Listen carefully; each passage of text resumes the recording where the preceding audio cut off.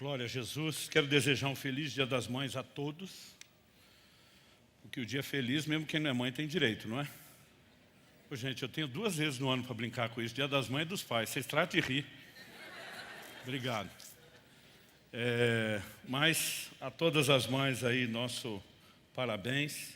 Quero aproveitar para registrar meu carinho, gratidão e honra. A minha mãe e a mãe dos meus filhos estão nesse culto.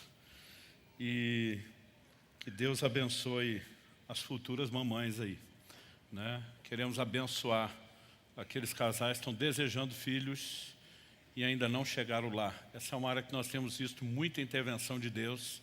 Eu quero proferir uma palavra de bênção sobre a sua vida, sobre a vida de você que nos acompanha, que haja intervenção dos céus em nome de Jesus. Eu também nunca vi tanto espaço e cadeira livre num culto como esse que antecede o almoço Dia das Mães. Estou impressionado. Vocês estão prontos para receber a palavra de Deus? Em 19 anos da Alcance Curitiba, já é um fato, né, histórico, incontestável, que eu não consigo me deter muito em mensagens temáticas relacionadas às datas de evento. Uma vez em agosto, que era Dia dos Pais, alguns anos atrás, eu preguei a mensagem titulada O Juízo na Casa de Deus. Hoje não vai ser tão pesado, mas não vai ser tão temático. Então eu quero que você abra a sua Bíblia em 2ª Carta de Paulo aos Coríntios, no capítulo 8, e nós vamos ler juntos do versículo 1 até o versículo 5. 2 aos Coríntios, capítulo 8, do verso 1 ao 5. O apóstolo Paulo diz: também, irmãos, queremos que estejam informados a respeito da graça de Deus que foi concedida às igrejas da Macedônia. Porque no meio de muita prova de tribulação, manifestaram abundância de alegria, e a profunda pobreza deles transbordou em grande riqueza de generosidade. Porque posso testemunhar que na medida de suas posses, e mesmo acima delas, eles contribuíram de forma voluntária, pedindo-nos com insistência a graça de participarem dessa assistência aos santos. E não somente fizeram como nós esperávamos, mas pela vontade de Deus, deram a si mesmos, primeiro ao Senhor e depois a nós. Eu quero destacar a expressão deram a si mesmos, primeiro ao Senhor e depois a nós. Eu quero tomar esse texto como o ponto de partida da nossa reflexão hoje e vou começar estabelecendo aqui o pano de fundo dessa conversa do apóstolo Paulo. Ele está falando com a igreja de Corinto, mas ao mesmo tempo ele está exaltando o comportamento das igrejas da Macedônia. Essa história começa com um registro no livro de Atos, quando um profeta chamado Ágabo anuncia uma fome, uma crise financeira, escassez de alimentos que estava por vir. A Bíblia diz a qual se cumpriu nos dias de Cláudio. A Bíblia diz que os irmãos resolveram enviar socorro aos crentes da Judéia, né? Lugar que seria o principal foco daquela crise material e financeira, o que nos mostra que mobilizações como essa que estamos fazendo, né, em prol do Rio Grande do Sul, é parte de um comportamento cristão desde o início. Eles entendiam a importância de não serem indiferentes a necessidades de outros. E essa mobilização envolveu muitas igrejas, né? Em Romanos, por exemplo, no capítulo 15, no verso 26, Paulo diz: porque a Macedônia e a Acaia resolveram levantar uma coleta em benefício dos pobres, dentre os santos que vivem em Jerusalém. Olhando para toda a orientação que Paulo dá, nós percebemos que houve uma mobilização com várias igrejas. O texto de Romanos fala dos santos, né, da Acaia e da Macedônia, mas na primeira carta de Paulo aos Coríntios, no capítulo 16, você vê Paulo dizendo no verso 1, quanto à coleta para os santos, façam também vocês como ordenei as igrejas da Galácia. Então houve uma mobilização de muitas igrejas. No entanto, nós percebemos que de alguma forma, ainda que a palavra de Deus relate essa disposição dos crentes da Macedônia, eles, né, resolveram fazer isso, mas não foram convocados. Como podemos presumir que não foram convocados? Porque nesse texto que nós lemos, o apóstolo Paulo diz que eles pediram com muita insistência. Outra tradução está no verso 4, pedindo-nos com insistência a graça de participarem dessa assistência aos santos. Outras traduções diz que eles suplicaram insistentemente. Outras diz pediram com rogos, né, que é basicamente implorar. Por que eles não foram chamados para participar dessa mobilização de igrejas que Paulo parecia encabeçar o movimento? Eu acredito que por aquilo que Paulo comenta no verso 3, posso testemunhar que na medida de suas posses, mesmo acima delas, contribuíram de forma voluntária. Você fala, puxa, na medida das posses, acima delas, esses irmãos eram prósperos. Não, se você olhar, na verdade, o verso 2, ele diz que a profunda pobreza deles transbordou em grande riqueza de generosidade. Provavelmente a razão pela qual a Macedônia não foi convocada é porque eles também viviam um momento de crise, de dificuldade material e financeira, de limitações, a ponto de Paulo falar não só de escassez, mas de profunda pobreza. Então eles não foram chamados. Imagina que quando um grupo de líderes estão discutindo o projeto, alguém pode ter sugerido alguma coisa do gênero, deixa a Macedônia de fora, porque eles é que estão precisando de ajuda, em vez de ter que ajudar. Eles não apenas insistem para entrar em algo que não foram convocados, mas eles não estão podendo participar. Eles dão não só na medida das suas posses, que são poucas, mas Paulo testemunha que deram acima das posses, além das posses. Como que alguém pode dar além das suas posses? Só existe uma razão, uma explicação lógica para isso: crédito. Ainda que o sistema de crédito da antiguidade não fosse semelhante ao atual, ele já existia. Então imagino que alguém negocia uma prestação de serviço para receber antecipado, alguém negocia a venda de uma colheita antecipada para que possa ter o recurso que não tinha em mãos, para que de alguma forma, não só de acordo com a posse, mas além do que tinham no momento, pudessem fazer isso. Isso me leva a questionar: como você tem cristãos que podem chegar a tamanho nível de doação e de entrega? Como você tem gente que às vezes é indiferente à dor de outros, mas tem outros que estão dispostos a qualquer nível de sacrifício, o que leva a alguém demonstrar esse tipo de virtude na vida espiritual e na caminhada cristã. O apóstolo Paulo explica o motivo, quando no verso 5 ele diz, não somente fizeram como nós esperávamos, mas, além do que esperávamos, ele está dizendo, deram a si mesmos ao Senhor e depois a nós. Em outras palavras, Paulo está dizendo que esse nível de doação e entrega em relação às posses na hora dessa mobilização era resultado do nível de entrega pessoal deles para com Deus. Antes de doar qualquer coisa que tivesse, eles haviam decidido doar-se a si mesmos ao Senhor. E fique tranquilo, eu não vou pregar sobre oferta e nem levantar dinheiro aqui hoje. Eu quero tomar isso apenas como um pano de fundo para pessoas que entenderam a maior doação. A maior doação não é financeira. Quando você doa a si mesmo a Deus, tudo aquilo que você tem vem como parte do combo. E eles entram nesse lugar de doação. Esse lugar de doar tudo, doar a própria vida, a disposição de entregar quem a pessoa é e não só o que ela tem, ela precisa também ser vista e entendida na perspectiva correta. O maior mandamento, quando questionaram Jesus, qual era o maior mandamento? Ele estava diante do desafio de torcer a Bíblia, a Escritura da sua época e tirar algo que se destacasse em relação a todo o restante. Jesus nem hesitou. Ele dispara citando a lei de Moisés. Amarás ao Senhor teu Deus de todo o teu coração, com toda a tua alma, com todo o teu entendimento e com todas as tuas forças. Então, a gente diz que o primeiro e maior mandamento não é apenas amar a Deus, mas amar com amor total, com tudo que você possa colocar nisso. E um dos aspectos sobre o amor a Deus pode ser observado através da lente que o próprio Jesus estabeleceu em João 15:13. Ele diz, ninguém tem maior amor do que esse, de dar a alguém a própria vida em favor dos seus amigos. Se o maior mandamento é amar a Deus, se a maior expressão de amor é a disposição de entregar a vida, não se espera nada menos de nós do que amar a Deus de todo o coração a ponto de doarmos a nós mesmos, a ponto de doarmos as nossas vidas ao Senhor. Em Romanos 8:36, Paulo diz, como está escrito, por amor de ti, somos entregues à morte o dia todo. Outras traduções dizem, todo dia. Fomos considerados como ovelhas para o matadouro. Essa expressão, fomos considerados como ovelhas para o matadouro, não é o que Paulo está falando apenas dele na condição de um apóstolo e o colegiado apostólico, por assim dizer. Ele está falando da perspectiva de todo cristão. Se é algo que eu e você precisamos entender quando falamos a respeito de vida cristã, de ser discípulo de Jesus, é que nós estamos sentenciados à morte.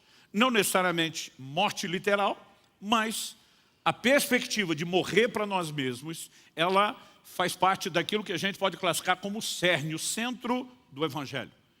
E eu e você precisamos entender isso como uma entrega, não apenas como um sacrifício imposto, mas como uma disposição do nosso coração de dizer, eu farei isso por amor a Deus, eu farei isso por amor a Jesus. Aliás, no Evangelho de Marcos, no capítulo 8, Jesus fala a respeito da condição para que eu e você possamos ser considerados discípulos. A partir do verso 34 de Marcos 8, você vê o Senhor Jesus falando o seguinte, então convocando a multidão e juntamente seus discípulos, Jesus lhes disse, se alguém quer vir após mim, negue-se a si mesmo, tome a sua cruz e siga-me.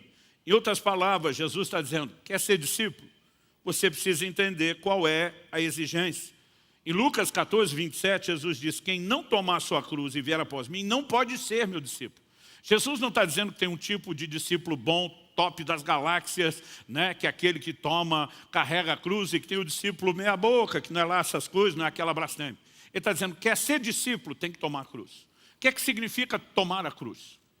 Muitas vezes nós transformamos a ideia e o conceito bíblico de tomar ou carregar a cruz como se isso dissesse respeito a problema. E aí você vê pessoas falando da cruz como uma forma de se referir a problemas da sua vida. Um dia um camarada me apresentou a própria sogra, falou, pastor, eis a minha cruz. Né? A mulher era divertida, entrou no jogo, na brincadeira, mas pensa num negócio arriscado. Agora, o que significa tomar a cruz? Nós só vamos entender isso quando olhamos todo o desenho do que a própria Bíblia diz, ensina, né, para aquilo que a Escritura aponta, e ao mesmo tempo entendemos isso dentro de uma lente cultural, daquilo que se fazia.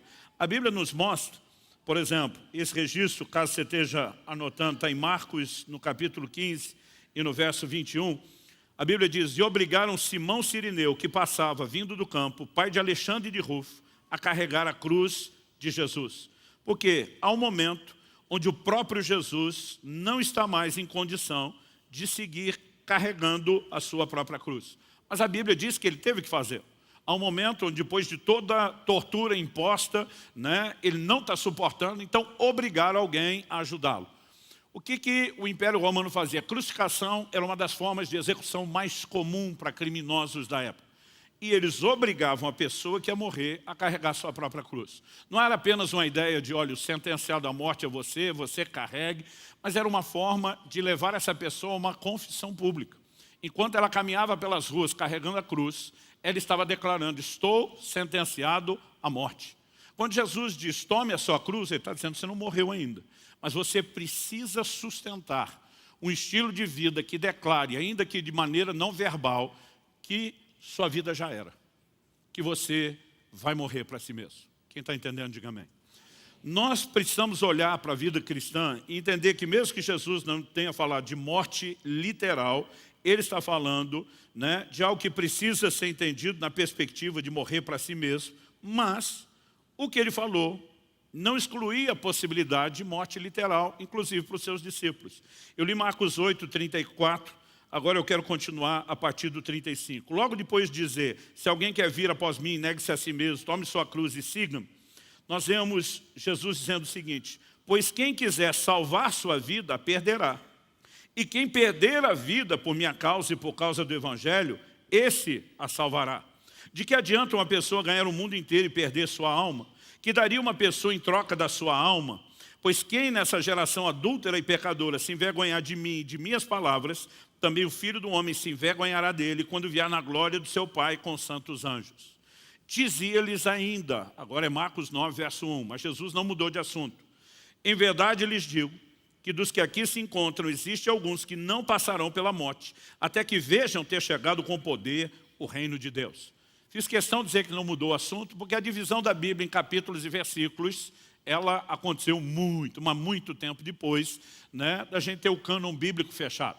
A divisão em capítulos se deu no momento e a divisão em versículo cerca de 300 anos depois. No ano 1200 da era cristã, tivemos a divisão em capítulos. Em torno do ano 1500, com o Brasil sendo descoberto, tivemos a divisão em versículos.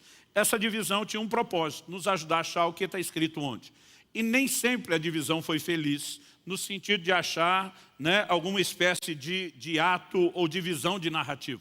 Aqui o capítulo 9, verso 1, começa com o final da fala do capítulo 8. Na Bíblia que eu tenho, eles fizeram questão de estabelecer uma divisão a partir do versículo 2, que vai falar da transfiguração de Jesus 6 dias depois. Mas eu estou lendo junto esse início de capítulo e comentando, porque ele tem tudo a ver com a declaração de Jesus aqui. Antes de chegarmos no capítulo 9, no verso 1, vamos primeiro falar da frase do verso 35. Quem quiser salvar a vida, sua vida a perderá. Quem perder a vida por minha causa e por causa do Evangelho, esse a salvará. O Senhor Jesus estava falando o quê? Sobre tomar a cruz, sobre morrer para si mesmo. E aí ele emenda, quem quiser salvar sua vida. Do que ele está falando? Quem quiser escapar da proposta de morte que eu acabei de apresentar. Eu lembro que na adolescência, quando eu comecei a estudar a Bíblia, eu li essas expressões, salvar, quem quiser salvar a vida vai perder, quem perder vai salvar. E eu achava que estava falando de salvação no sentido espiritual. Mas isso seria completamente incoerente e ilógico. Quem quer salvar sua vida vai perder, vai para o inferno. Mas quem quer perder, não está nem aí para Deus, vai salvar. Seria algo irracional. Jesus não está falando de salvação espiritual. Ele acabou de falar, tem que tomar a cruz e morrer para si. Quem quiser ativar o instinto de sobrevivência e salvar a sua própria vida da cruz que eu estou propondo, esse vai perder. Mas quem perder, vai salvar. Jesus estava dizendo o quê? Que toda tentativa de lutar contra a proposta de cruz, de morrer para nós mesmos, ela sempre trará prejuízo. Mas toda disposição de entregar, né, aquilo que nos leva a esse lugar da entrega, nos poupa de determinados prejuízos. Daqui a pouco eu vou explicar um pouquinho melhor essa distinção. Evidentemente, quando Jesus chega no verso 9 e fala, em verdade lhes digo que dos que aqui se encontram, existem alguns que não passarão pela morte até que vejam o reino de Deus ter chegado com poder, aqui ele já está falando de morte literal. Então Jesus abre o assunto falando de morrer para si mesmo, mas ele inclui a possibilidade de que seus discípulos possam chegar ao ponto onde tenham que literalmente morrer por ele.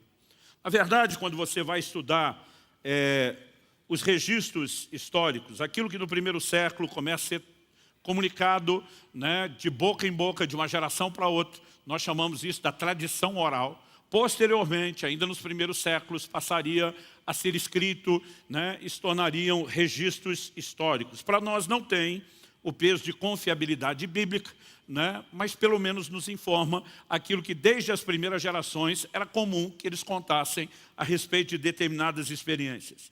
E quando falamos sobre isso, os registros da tradição apontam que todos os apóstolos, incluindo Matias, substituto de Judas, foram martirizados, menos um, menos o apóstolo João. Os dados, no caso de um ou outro dos discípulos, podem divergir em registros posteriores, mas o que se diz sobre como os apóstolos morreram, só a título de curiosidade, é o seguinte, botei aqui em ordem alfabética. André morreu em uma cruz em forma de X. Alguns acreditam que isso tenha acontecido fora dos termos do Império Romano. Bartolomeu, também conhecido como Natanael, foi esfolado vivo e crucificado de cabeça para baixo. Outras fontes dizem que teria sido chicoteado até a morte. Filipe foi enforcado. João teria sido, de acordo com a tradição, lançado num caldeirão de óleo fervente e, como sobreviveu, posteriormente foi exilado na ilha de Patmos, o lugar onde ele teria as revelações do Apocalipse. Judas Tadeu, o outro, morreu como mártir pregando o evangelho na Síria e na Pérsia. Mateus foi morto à espada. Matias foi apedrejado e depois decapitado. Simão Pedro foi crucificado, de acordo com a tradição, de cabeça para baixo. Simão, o Zelote, acredita-se que também tenha sido crucificado. Tiago, o menor, nós temos dois, né? Também crucificado, alguns dizem que junto com Simão Zelote. Tiago, o maior, ele é o único que nós temos no registro bíblico, lá no livro de Atos. Herodes o passou ao fio da espada. Alguns acreditam que apenas ele tenha sido morto pela espada, outros defendem a ideia de que ele foi decapitado. E Tomé foi atingido por uma lança, sendo que outras fontes só dizem que teria sido martirizado na Índia, sem mencionar como. Eu quero apresentar essa ideia dos apóstolos morrendo de forma literal, porque isso também tem a ver com a aplicação que eu quero trazer desses princípios. Nós vimos que Jesus afirmou, se alguém não tomar a cruz, não pode ser meu discípulo. Em outras palavras, não tem jeito de ser discípulo de Jesus sem que você assuma que foi sentenciado à morte, a morrer para si mesmo. Fato. Agora, algo que eu e você precisamos entender que morrer para si mesmo, não apenas o morrer literal, é uma questão de tempo.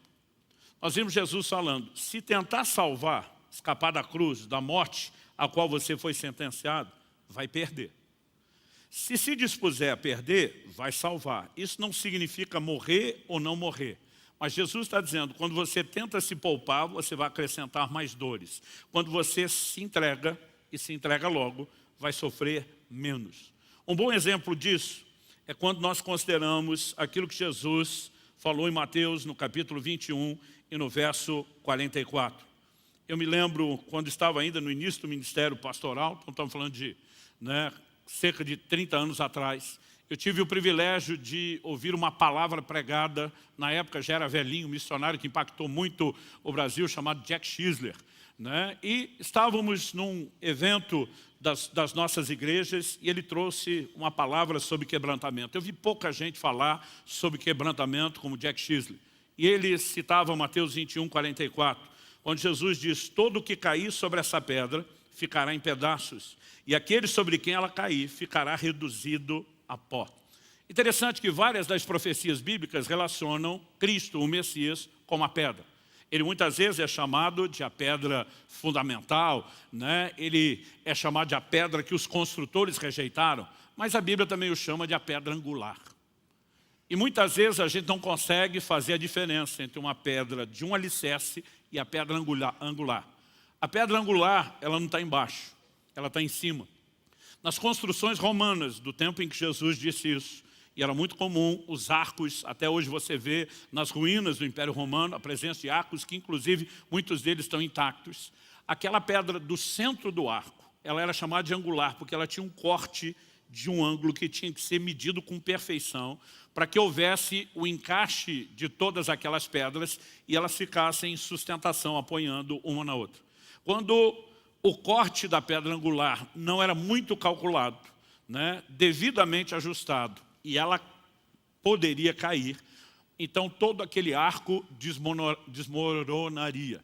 Então Jesus está falando de uma pedra que cai e de uma pedra que já está no chão. Ele diz, quem se jogar sobre a pedra que está no chão, quebrantamento voluntário, o Jack Chisler dizia, será feito em pedaços, é um nível de quebrantamento. Mas ele diz, aquele sobre quem a pedra cair, será reduzido a pó, é outro nível de quebrantamento. Eu lembro dele dizendo algo que me marcou profundamente. Você encontra nessa analogia algo que tem harmonia com todo o ensino bíblico. Ele dizia, ou você se lança sobre a pedra, ou a pedra vem atrás de você. Mas que vai ser quebrantado, vai. É uma questão de tempo. No entanto, quem se lança logo é feito em pedaços. O nível de quebrantamento é menor. Aquele que a pedra tem que ir atrás vai ser reduzido a pó. É outro nível de quebrantamento. A questão não é se vamos morrer para nós mesmos ou se seremos ou não quebrantados. A questão é qual a conta que será paga. Quando relutamos, deixamos ou tornamos o processo mais difícil. Isso me faz olhar para o próprio texto de Marcos 8 e questionar uma informação que eu apresentei para vocês aqui. Por que João foi o único que não foi martirizado? A Bíblia diz que Deus não faz acepção de pessoas. Eu não aceito a ideia de Deus ter filho predileto, a menos seja eu. Aí dá para abrir uma exceção. Fora isso, não, falando sério, não tem margem ou perspectiva de você olhar para Deus simplesmente dizer, eu vou amar mais um do que a outra. Ele nos ama a todos igualmente. Mas por que você tem um camarada que escapa, se o que a tradição diz foi exato, e quando chegar no céu eu quero perguntar para João, aquele negócio do caldeirão de óleo fervente rolou mesmo? Ou era lenda urbana? Porque isso não está na Bíblia para a gente poder botar toda a confiança. Porque se isso aconteceu, só torna as coisas piores. Porque não é nem que João não teria tido, entre aspas, a oportunidade. Significa que ele simplesmente não podia morrer. Agora, será que existe algo que tenha determinado o custo dessas coisas? Eu particularmente acredito que sim. Quando em Marcos 9, verso 1, terminando o assunto, Jesus diz: em verdade, há alguns aqui que não vão morrer antes de verem ter chegado com poder o reino de Deus. Né? Eu acredito que Jesus já estava prevendo isso. O problema é que Jesus não falou há um aqui. Jesus usa a expressão alguns, o que me faz acreditar que a declaração de Jesus serviria para vários deles, mas se aplicou somente a um. Assim como aquilo que Deus oferece. A mesma Bíblia que diz que Deus deseja que todos se salvem, vai dizer que a salvação não é de todos. Não é uma contradição. Deus deseja e oferece para todo mundo, mas nem todos vão aceitar aquilo que Deus está oferecendo. Isso me faz imaginar que Jesus faz uma declaração de algo que está disponível, mas nem todos usufruíram. A pergunta é, o que leva João a ser tratado de forma diferente? Eu comecei a estudar a Bíblia com mais dedicação aos 15 anos de idade. E como adolescente, onde tudo é um pouco mais dramático na cabeça da gente, me incomodava o fato de que a Bíblia chama João de o discípulo amado. E quando, estudando, eu descubro que ele foi o único que não foi martirizado, a ideia que eu pensava é, o bichinho era realmente mais amado que os outros, porque Deus poupou ele do que não poupou os outros. Mas essa ideia me incomodava, mas Deus não faz acepção de pessoas. Mas a Bíblia diz que João reclinava a cabeça no peito de Jesus. Eu, com aquele sentimento de um garoto imaturo de 15 anos, ficava imaginando que se eu fosse um dos 12, eu ia ter ciúme de João, com certeza. Eu fico imaginando aquelas viagens longas, eu ia ficar jogando pedrinha no João para irritá-lo, eu ia dar o trança-pé atrás dele, eu acho que de vez em quando no barco ia dar um jogo de corpo, derrubar o João para dentro d'água, porque aquele negócio me aborrecia, tentando me colocar no lugar dos outros. Por que esse vai ser mais amado? Eu lembro do dia em que, perturbado com isso, tentando entender o que a Bíblia dizia, o Espírito Santo falou algo comigo que me chamou a atenção. Ele diz, a minha palavra não diz que eu reclinava a cabeça no peito de João. Ela diz que João reclinava a cabeça no meu peito. Eu falei, e? Ele falou, e? Isso significa que eu não trato nenhum de vocês de forma diferente. Mas aqueles de vocês que resolvem me tratar diferente dos demais, conseguem me agradar. E de repente eu comecei a olhar as coisas sobre outra perspectiva. Espera aí, é João que está tratando Jesus diferente.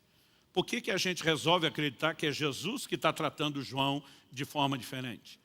E aí a pergunta não é só essa. João fez alguma coisa que o diferenciava dos demais apóstolos?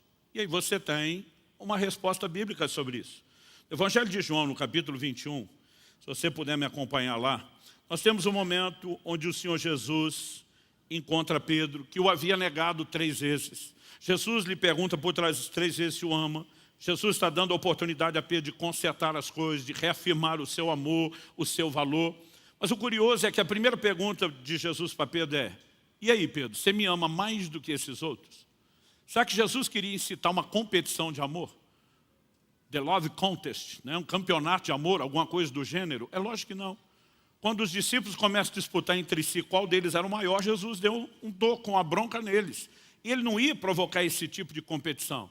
Mas Jesus está falando isso porque na última ceia, quando ele diz, um de vocês vai me trair, a maioria dos discípulos começa a perguntar, porventura sou eu? Eles estavam se vendo como candidatos potenciais à queda, ao fracasso. Enquanto todo mundo está perguntando, porventura sou eu, tipo, pode acontecer comigo? Pedro não só não pergunta, porventura sou eu, como ele disse para Jesus, por ti eu daria a minha vida. Tipo, eu não só não sou esse maluco que o Senhor está falando, como eu morreria por você. Imagina a encarada messiânica de Jesus em Pedro. Pedro, você morreria por mim. Jesus diz, ainda essa noite, tipo, não vai nem demorar. Antes que o galo cante, você vai me negar 3 vezes. E quando Jesus é preso, a gente tem que dar um desconto, que o Pedro até tentou defendê-lo, puxa uma espada, corta um pedaço da orelha de Malco, servo do sumo sacerdote. Mas quando Jesus manda guardar a espada, eu acho que é a hora que Pedro pensa, se o Senhor quer mesmo ser preso e provavelmente enfrentar a morte, Deus lhe abençoe. Eu não quero. E a Bíblia diz que todo mundo fugiu, que cumpriu-se naquele dia a Escritura, ferirei o pastor, o rebanho se dispersará. Não sobrou um, todo mundo fugiu. Mas agora aqui, Jesus reencontra com Pedro. e ele vai ter uma conversa significativa. Mas essa conversa precisa ser entendida, essa aqui de João 21, a partir de um relato do que acontece tão logo todo mundo foge do jardim. Porque o Evangelho de João é o único que nos informa isso. Se você estiver anotando, não precisa abrir e ler agora. Mas o Evangelho de João, no capítulo 18, a partir do verso 15, a Bíblia diz assim: Simão Pedro e outro discípulo seguiam Jesus. Esse outro discípulo é a forma como João fala de si o tempo todo, sem citar o seu nome. Esse discípulo era conhecido do sumo sacerdote e por isso conseguiu entrar no pátio da casa deste com Jesus. Então eles estão seguindo o que é que vai ser feito de Jesus, estão acompanhando de longe. Jesus é levado, né, para ser julgado. E quando entra no pátio da casa do sumo sacerdote, a Bíblia diz que Pedro ficou de fora, mas João, porque era conhecido, conseguiu entrar. A tradição diz que ele fornecia peixe lá, não sabemos se isso é verdade. Mas a Bíblia diz, o outro discípulo, que era conhecido do sumo sacerdote, enquanto Pedro fica do lado de fora, junto à porta, o outro discípulo, que era conhecido do sumo sacerdote, saiu, falou com o encarregado da porta e levou Pedro para dentro. Ele consegue fazer Pedro entrar. Agora, olha a pergunta da criada no verso 17. Então a empregada, encarregada da porta, perguntou a Pedro: você também não é um dos discípulos desse homem? E essa é a primeira vez que Pedro vai negar. Pedro responde: não, não sou. Por que ela pergunta você também? Porque João é conhecido, todo mundo sabe que é discípulo. João advogou por entrar. Quando advoga de você também, Pedro diz: eu não. Ou seja, o que você vê desde o início é João dando a cara a tapa, quando a maioria não quis fazer isso. A situação, ela vai agravando um pouquinho mais. Eu acho esse pano de fundo importante, antes da gente ler João 21, é que a palavra de Deus diz em Lucas 23, 49, que enquanto Jesus estava sendo crucificado, onde é que estavam os seus discípulos? Lucas 23, 49 diz: entretanto, todos os conhecidos de Jesus e as mulheres que o tinham seguido desde a Galileia ficaram de longe contemplando essas coisas. Todos os conhecidos, todo mundo fica de longe. Está todo mundo com medo dos desdobramentos. Mas tem um grupo de pessoas que não se mantém longe. Isso está registrado em João 19, versos 25 e 26. Entre eles, num dia como hoje das mães, exalte-se a doação sacrificial das mães. A Bíblia diz assim: junto à cruz estavam a mãe de Jesus, a irmã dela, Maria, mulher de Clopas, e Maria Madalena. Enquanto todo mundo está longe, tem um grupo que está ali, entre eles a mãe de Jesus. Verso 26. Vendo Jesus a sua mãe, e junto dela o discípulo amado, disse: mulher, eis aí o seu filho. Depois disse ao discípulo: eis aí sua mãe. Dessa hora em diante, o discípulo a tomou para casa. Então, todos os registros, desde o primeiro século, mostram João cuidando da mãe de Jesus até o fim. Nós precisamos entender que ele era o único que estava perto, a ponto de Jesus, como o irmão mais velho, com uma provável, toda a lógica aponta para isso, ausência do pai já nos dias do seu ministério, ele confia o cuidado da mãe a João. A nenhum dos outros apóstolos, a nenhum dos seus irmãos, mas somente a João. Por quê? João era o único que estava lá, era o único que estava perto. Pastor, o que isso tem a ver? Eu acho que a gente entende melhor em João no capítulo 21, a partir do verso 18. Depois de Pedro afirmar por 3 vezes que amava Jesus, Jesus diz para ele assim no verso 18: em verdade lhe digo, que quando era mais moço, você se cingia e andava por onde queria. Mas quando for velho, estenderás as mãos, outro cingirá e o levará para onde você não quer ir. Quando Jesus está falando sobre quando era mais moço e ser mais velho, ele não está falando apenas de idade cronológica, mas presuma-se também a presença de maturidade, né, ou a falta dela. Durante muito tempo nas minhas bíblias de estudo, e antigamente a gente só tinha as de papel, eu simplesmente colocava um ponto de interrogação do lado desse versículo 18. Estenderás as mãos. Eu ficava pensando, o que é isso? Eu demorei anos para perceber que a explicação estava no verso seguinte, o 19. Jesus disse isso para significar com que tipo de morte Pedro havia de glorificar a Deus. E depois de falar assim, Jesus acrescentou: siga-me. Então olhe para cá um instante. Estenderás as mãos. Morte por crucificação.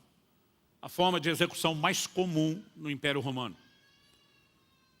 Agora, o que é que Jesus está falando para Pedro? Ele pergunta: Pedro, você me ama mais do que esses seus irmãos? Porque Pedro lá atrás tinha dito: eu te amo a ponto de morrer por você. E o Pedro que falou isso, na hora H, ele simplesmente vazou, deu no pé, nega Jesus.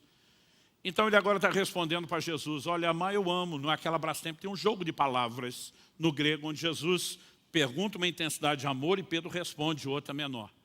Mas depois das 3 vezes, Jesus agora olha para o Pedro e diz o seguinte, Pedro, seu amor vai crescer.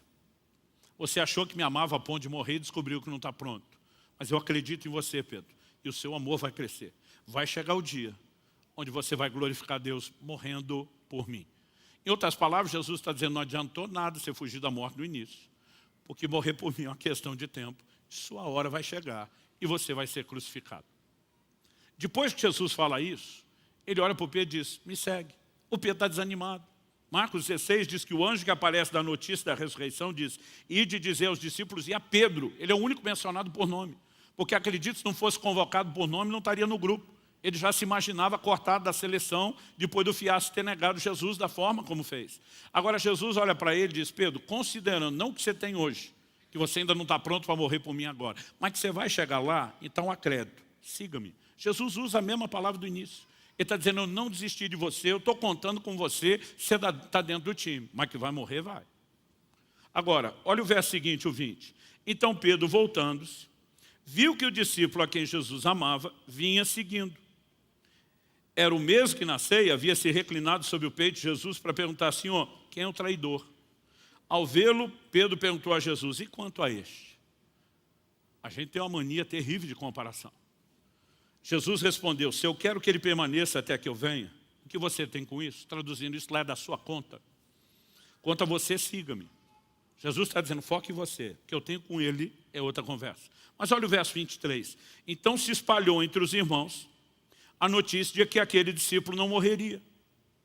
Ora, Jesus não tinha dito que tal discípulo não morreria mais. Se eu quero que ele permaneça até que eu venha, o que você tem com isso?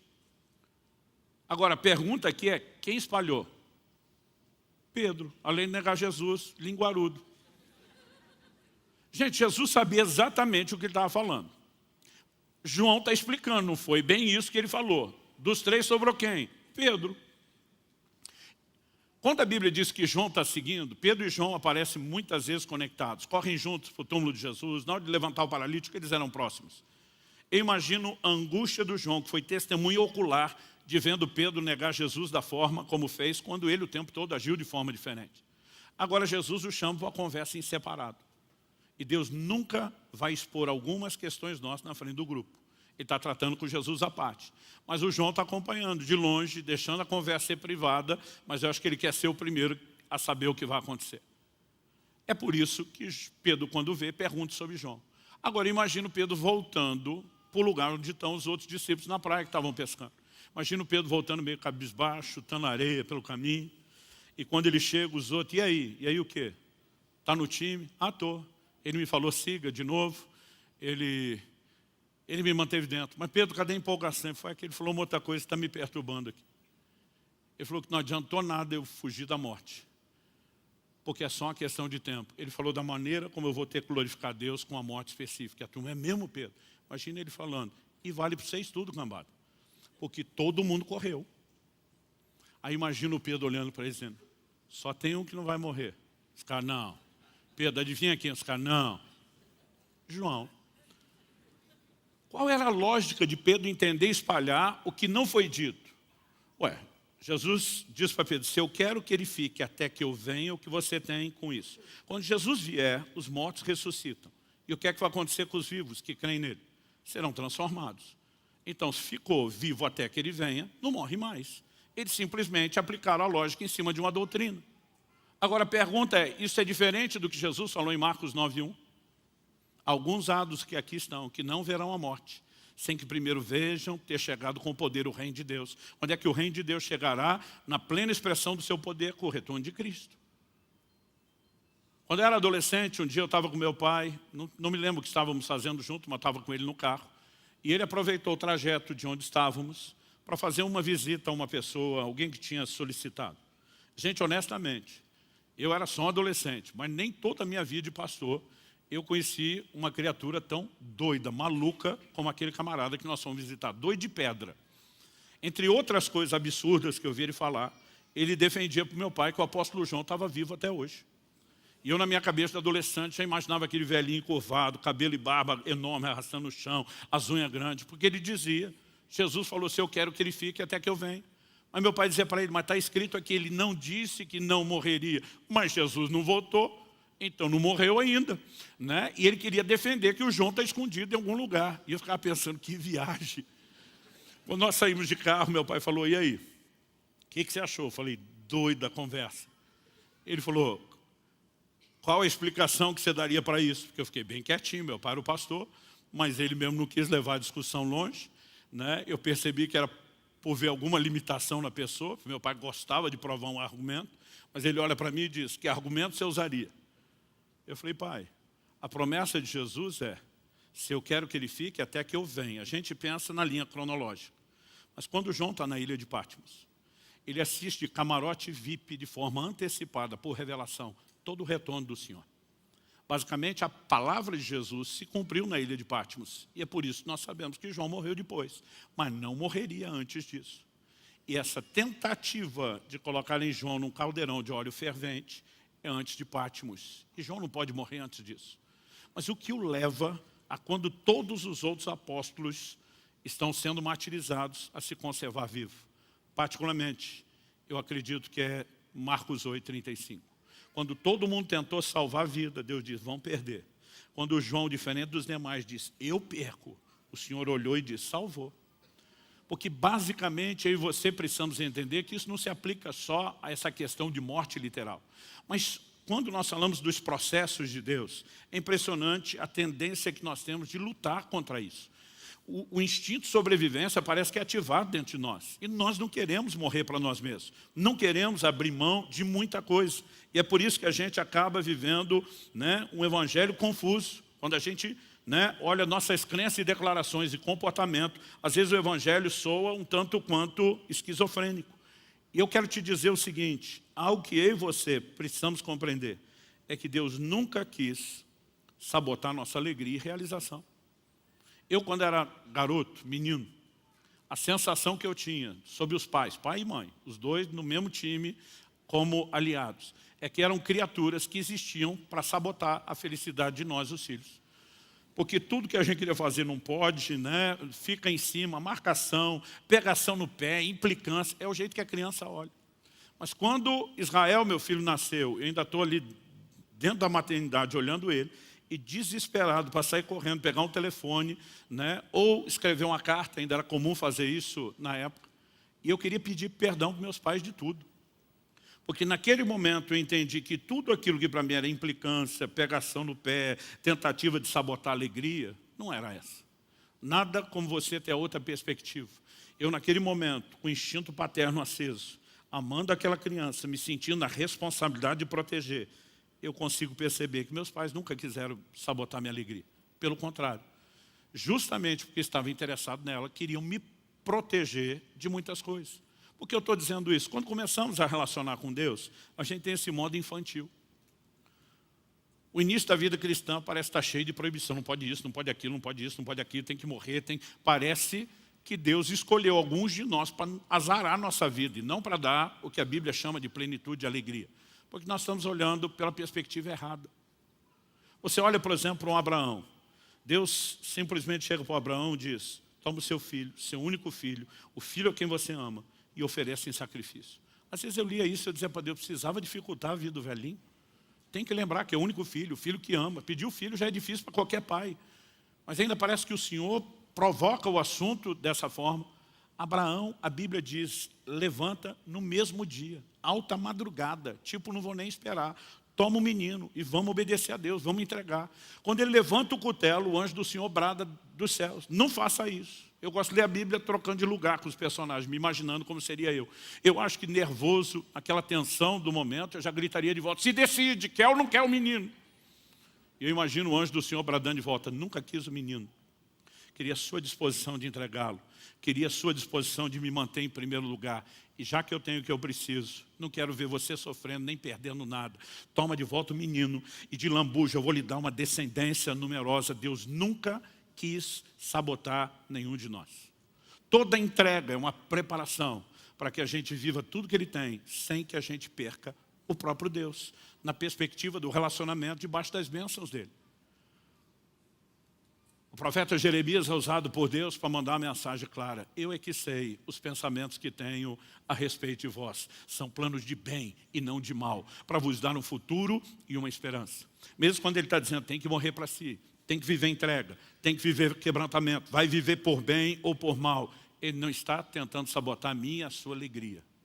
Ele está tentando nos transicionar para um lugar de maturidade, onde nós vamos experimentar a verdadeira alegria. Isso tem algo que eu aprendi ao longo dos anos, foi, quem tenta salvar, vai perder. Quem se dispõe a perder, vai salvar. Eu fico olhando para os cristãos de hoje, tentando entender como que nós migramos de uma primeira geração tão apaixonada, de gente que encarava o martírio sem negar Jesus, para crentes hoje que por qualquer coisa estão olhando para Deus e resmungando, não brinco mais, virando as costas para Deus, desistindo da fé. Como que nós podemos chegar a um lugar onde você vê igrejas como a da Macedônia, que não foram convocadas, mas estão implorando para ajudar? Hoje em dia você convoca os cristãos e eles fingem que não é com eles. Porque nós temos um problema na nossa entrega. E o problema da nossa entrega tem muito a ver com a percepção que nós temos do que está por trás da entrega. A gente precisa reaprender um pouco com a história. Como o Evangelho começou a ser vivido desde mais de 2000 anos atrás. Agosto de 2003, eu e Kelly estávamos pregando na Europa pela primeira vez, na Itália, e conseguimos um dia, tínhamos que sair da cidade do interior e passar por Roma. E a pastora Roseli, nossa amiga lá de longa data, ela falou, olha, se vocês estiverem dispostos a encarar a correria, eu quero dar um tour básico em Roma. Um dos primeiros lugares onde ela nos levou, Piazza de Espanha, Praça de Espanha. O lugar conhecido por ter sido um dos vários lugares onde Nero decidiu iluminar as ruas de Roma incendiando cristãos. A história conta que esses cristãos estavam amarrados, aguardando a morte e o momento de serem incendiados, mas permaneciam cantando e louvando a Deus. Quando a maioria de nós hoje, que perdeu o emprego, que quebrou o carro, que faltou isso, aquilo, está dizendo, Deus não me ama, eu também não amo de volta. Esses camaradas estavam aguardando a morte. Naquele momento, meus filhos eram pequenos, eram crianças. E eu fiquei pensando, eu não teria nenhuma dificuldade de morrer, de partir, pensando na certeza de salvação. Mas eu fiquei pensando a fé que eu teria que ter naquele momento, se eu partisse deixando filhos pequenos, sem saber o que seria da continuidade da vida deles. Qual era o nível de confiança que essa turma tinha que ter em Deus? A história diz que eles permaneciam cantando, e quando ateavam o fogo, a lenha e a chama subia, chegava no corpo, e era impossível continuar cantando, porque eles começavam a se contorcer e gritar de dor. A tradição diz que o que estava amarrado no lugar mais próximo continuava o cântico, onde o primeiro havia interrompido pelos gritos. E esse era o espetáculo que Roma assistia. Gente que permanecia adorando o Senhor até o fim. Eu fui no Coliseu aquele dia pela primeira vez. É impossível não chorar naquele lugar. Imaginando crentes se ajoelhavam, famílias inteiras, esperando ser despedaçado pelas feras. E erguiam suas mãos adorando a Deus até o último instante. Como nós pudemos decair de uma igreja de discípulos com esse nível de entrega a um evangelho tão banalizado como hoje em dia, onde parece que Deus só é importante para dar tudo que a gente quer. E se Ele não mimar a gente ativa o modo mulher de Jó, amaldiçoe seu Deus e morre. A gente precisa reaprender a entrega. E nós precisamos entender que por trás da entrega nunca existe perda. O livro de Hebreus fala de alguns que não aceitaram o seu livramento. Quando está falando de gente que foi liberta da morte porque exerceu fé em Deus, fala de alguns que não quiseram o seu livramento, não aceitaram. Poderiam ter aplicado fé para aquilo, mas disseram, nós não vamos ao crédito. A Bíblia diz porque visavam uma superior ressurreição. Todos os mártires, todos aqueles que morreram por amor a Cristo, por ocasião da ressurreição, terão um nível de glória diferenciado, porque é impossível viver entrega e Deus tratar isso com prejuízo. Quem está entendendo, diga amém. Diferente da maior parte do mundo, nós vivemos a liberdade do Evangelho, onde podemos professar nossa fé sem nenhum perigo. Estamos vivendo o início de uma perseguição que é institucional, que é ideológica, mas nem se compara a lugares do mundo onde nossos irmãos estão literalmente derramando sangue por causa da fé. E ainda assim, sem que a gente seja exposto a esse nível de hostilidade, parece que nos menores testes a gente não demonstra o entendimento do que é doar-se a Deus. Mais do que doar qualquer coisa, o que Deus espera é uma entrega completa. Mas algo que eu e você não podemos deixar de ter em mente é que quando nos dispomos a perder e dizemos, vamos doar, Deus está dizendo, a minha perspectiva está salvando, você vai estar no lucro. Mas quando a gente fica lutando para proteger, não quero, não entrego, a conta acaba sempre ficando mais dolorosa. Porque você se lança sobre a pedra e se faz em pedaços. Ou a pedra vem atrás de você e vai reduzi-lo a pó. Mas porque nos ama e quer nos levar a um lugar de profundo desprendimento do resto, para que haja uma profunda conexão a Ele. Deus tem uma proposta incondicional.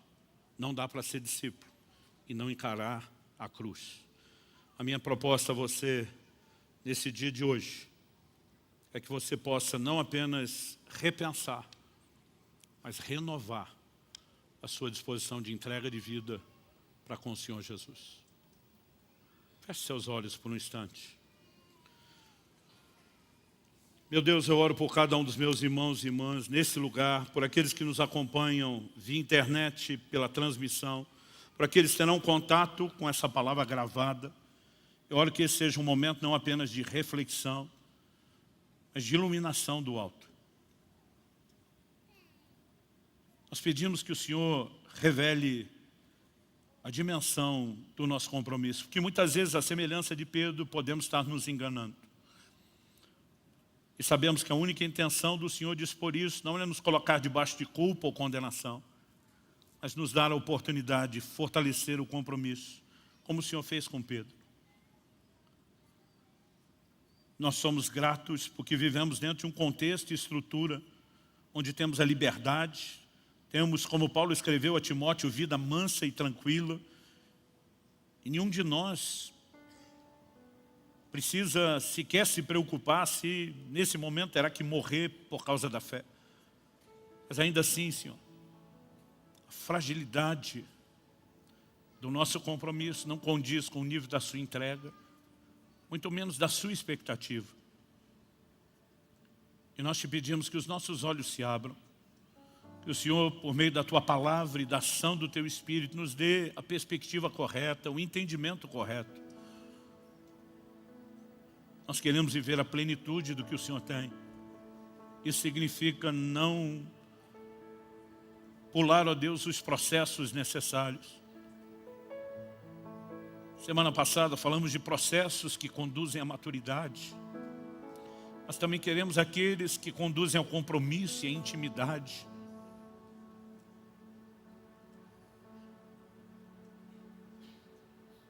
Estende a Tua mão sobre cada um de nós. Não apenas para nos orientar, mas para seguir tratando conosco, para que possamos viver a plenitude do que o Senhor tem. Nós oramos em nome de Jesus. Em nome de Jesus. Se você crê e concorda, diga amém. Se você recebe essa palavra, diga eu recebo em nome de Jesus.